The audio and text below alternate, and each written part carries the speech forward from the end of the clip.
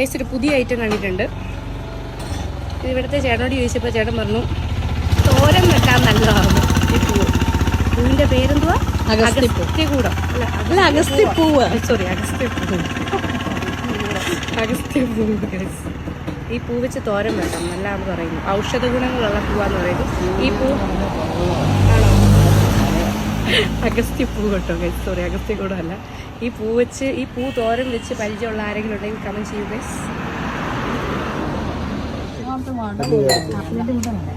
എനിക്കിത് ഇത് ക്രീമൺ ഗൈസ് വേണ്ട,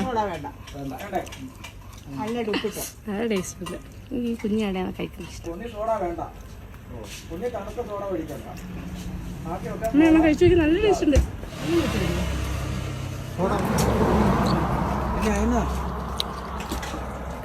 ക്രീമൺ എനിക്ക്